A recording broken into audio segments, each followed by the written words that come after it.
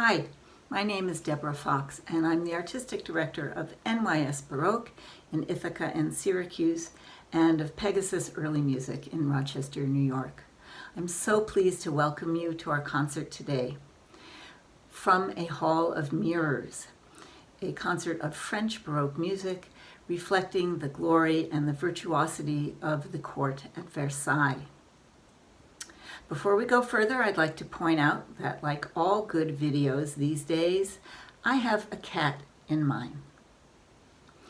Our musicians today are Geoffrey Burgess on oboe and Leon Schelhase on harpsichord. They're well known to our upstate New York audiences for their many performances for us on our live series over the years. Geoffrey is originally from Sydney, Australia, and he's not only a world-renowned oboist, he's also a musicologist with a degree from Cornell University in Ithaca, which is where we first met. He's also a professor of Baroque oboe at the Eastman School of Music in Rochester, and he is the author of several books on musical performance practice and the oboe. Right now, he's working on a historical novel about Caspar Gleditsch, who was the oboist for Johann Sebastian Bach. And if you missed his engaging presentation for us from the fall, called Thorn of the Honey Locust, you can still watch it on our YouTube channel. Leon is from Cape Town, South Africa, and right now he teaches harpsichord and historical performance practice at the Curtis Institute of Music in Philadelphia, which is where they both live. Leon's performance career has taken him all over the world, and many times here to upstate New York, where a few years ago he directed our production of Acis and Galatea, which you can also see on our YouTube channels. So just a little housekeeping before we meet Leon and Geoffrey. Please feel free to enter your comments and questions into the YouTube chat box at any time during this presentation and concert. Leon and Geoffrey are here online with us, and they will respond to you. There's a link to your program in the description area below your YouTube picture. We are thrilled to be able to offer you all of our concerts this season for free. At the same time, we are committed to paying all of our performers their professional fees to help them get through this pandemic when so much of their work has been canceled or lost. If you are so moved to make a donation to support our programs, we are very grateful. There are links in the description box, and we'll post them in the chat as well. Thank you so much, for with your support, you really helped keep the music coming. Hello and welcome to Leon Schelhase and Geoffrey Burgess. We're so happy to have you with us today. Hi, thank you. It's wonderful to be here, Absolutely. even if virtually. Yes, that's how we have to do it these days. So let's jump right on in and talk about the concert we're about to hear, whose title is From a Hall of Mirrors. So can you explain that? And what is the Hall of Mirrors, and what does it have to do with the theme of your program? Yeah, well, we wanted to do a program of French Baroque music, and when you think of that theme, I think that Hall of Mirrors in Versailles is the most iconic space that pops up. A space that was full of splendid events, grandeur at the court of Louis XIV and his successors, and it was also a space full of music. The other possibility with this idea of a hall of mirrors is to imagine that space but reflect into it. And of course, that's exactly what we're doing. We're playing music from around the court. Not all of it was written for that particular space or for Louis XIV, but it was very reflective of that environment. So we're starting actually with a piece that is quite different in style from the golden age of Louis XIV, written quite a bit later by a man who published a great deal of music, Boismortier, mostly for amateurs, and he was also well known in the fair theatres for the music he produced there. So that was very much on the perimeter of official court society and everything. So a very apt way to introduce this idea of reflection in this style. Outside going on in. So I see that it's for oboe and harpsichord obbligato. Leon, can you explain that? Sure, of course. Obbligato refers to the act of having the notes written for the harpsichord that are written out. So this is opposed to continuo, where the keyboard or any other continuo instrument would be playing from a set of numbers and essentially improvising over the bass line. Obbligato, obligated, means that the notes are exactly written out as the composer intends for them to be written. Now, this kind of almost like a violin sonata by Mozart, or a Beethoven cello sonata. Now, this era of obbligato sonatas for keyboard and any single line instrument becomes quite popular during the mid-18th century, and the famous pièces de clavecin en concert of Rameau, for example, are another example of these incredible obbligato pieces for harpsichord. There's Mondenvier as well, also wrote a big opus with or two of obbligato keyboard music with a single line instrument. And let me just throw in also that this piece was written for flute and obbligato harpsichord. So we're playing a transcription here, but it's a very effective transcription, I think, because of the key and the affect of the music. Yes. It lends itself well to this sort of transcription on oboe and harpsichord.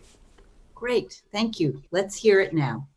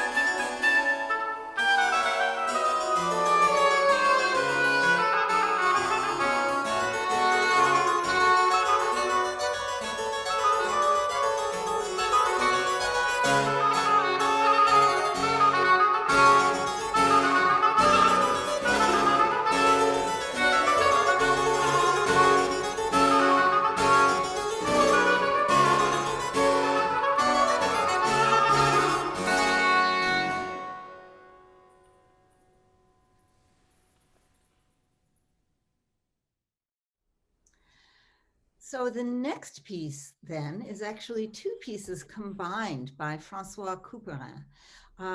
Tell me about it, please. Sure, Geoffrey, do you want to say about the two different pieces, and I'll talk about the Yeah, keyboard? I'll start off by saying, this is something that we wanted to introduce here, the notion that the music as published is not necessarily the way it was heard.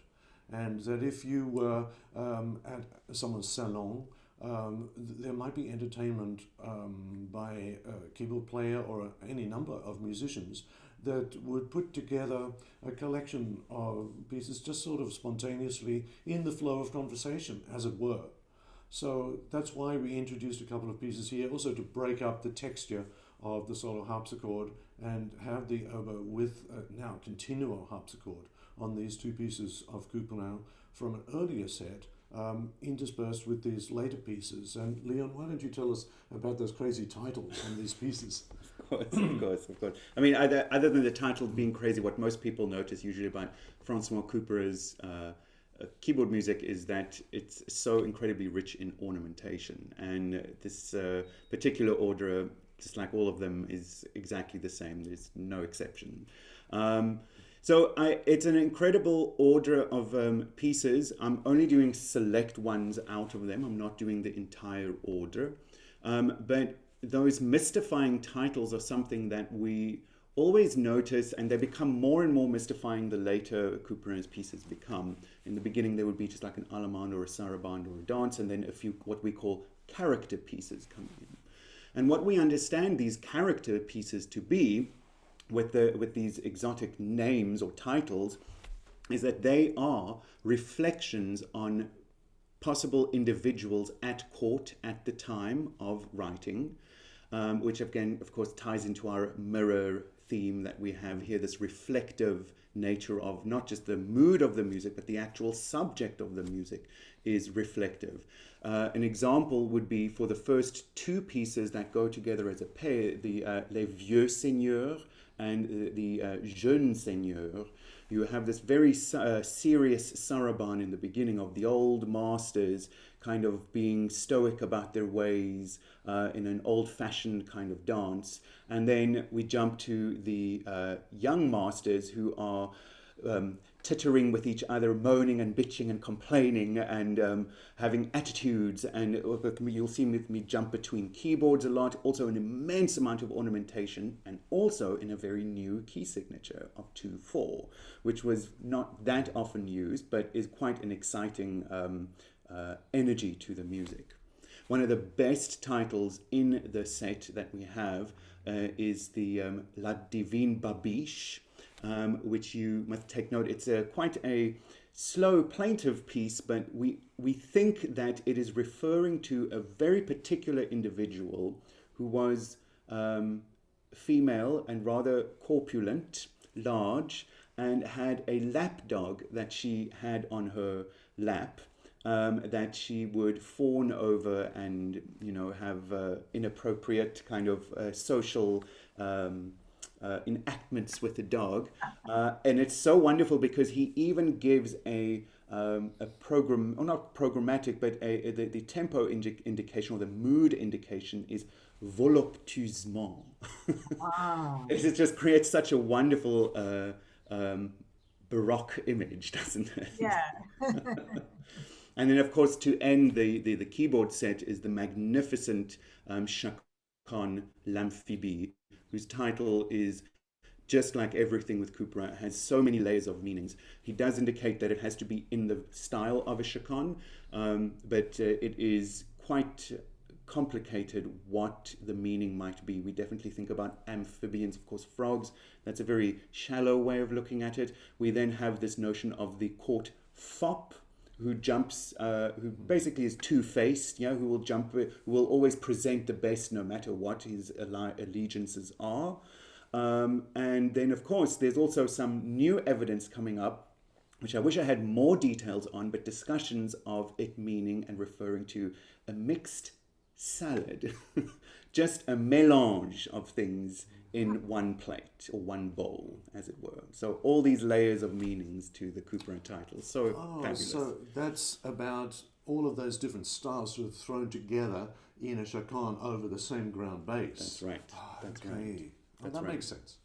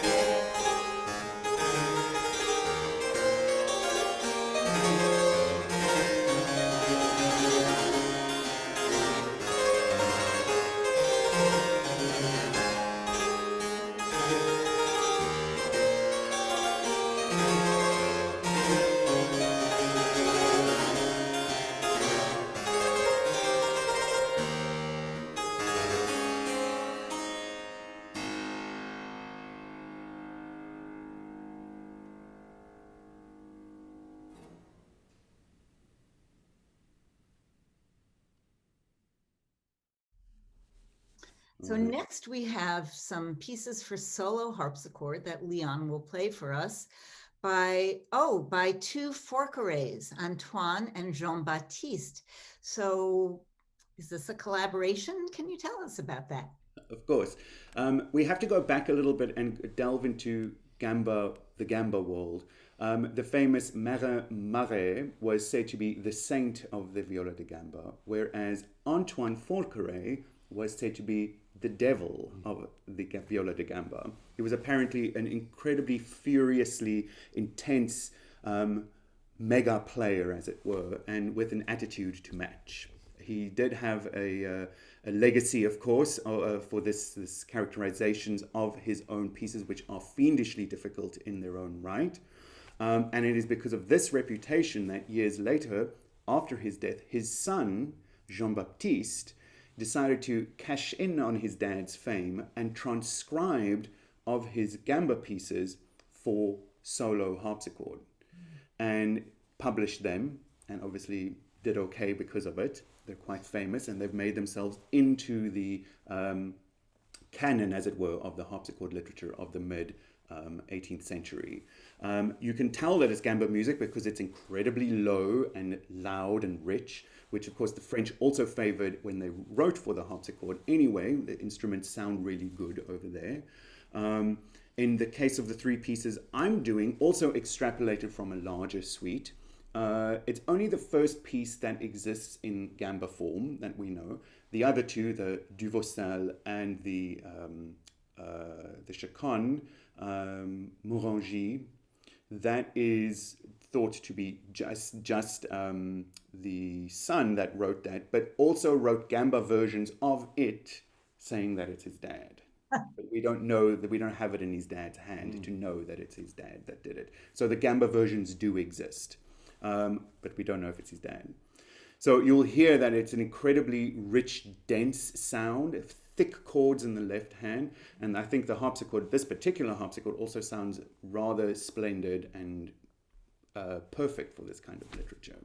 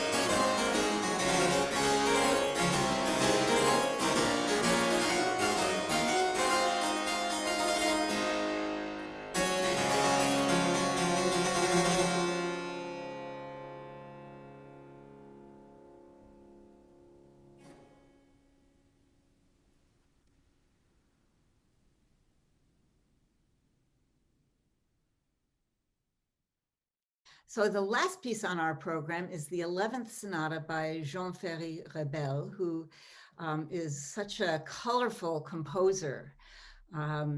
So tell us about that sonata. Yes, he's absolutely one of the most amazing composers of the era, in a way. Some of the people listening today might know his Element, which starts with the representation of chaos, with a 7-note chord being thrashed through and resolved gradually, with all the elements having their own dances and everything. He also wrote a wonderful piece called Les Caractères de la Danse that goes through every dance form within about 3 minutes of music. It's just an astounding piece. And this one is equally astounding. It's a real virtuosic tour de force for violin. Yes, violin. I'll get to that in a moment. Rebel was a virtuoso on the violin, and he was appointed premier violon at the opera. So he was quite closely associated with the court and that society around 1700 up to 1720. And so I'm playing a transcription of this piece, of course. Another piece that seems to lend itself pretty well to oboe, but well, certainly for breathing, it has some challenges, and Leon helps me out in that, in the chaconne. It's an amazing piece because it has frames within frames. So in a way, it's also this idea of the mirror. It's sort of a mise en abîme of mirrors in this piece that you'll listen out for.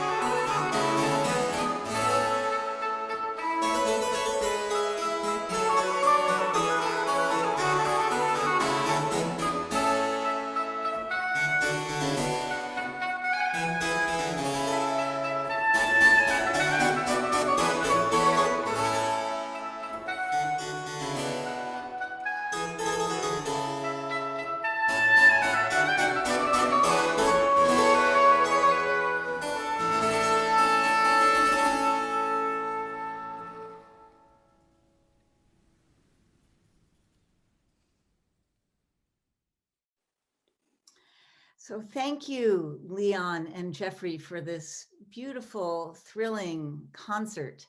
You really brought this rich era to life with not only the music, but also your stories. So thanks so much. Thank you. Thank you. It And was a pleasure.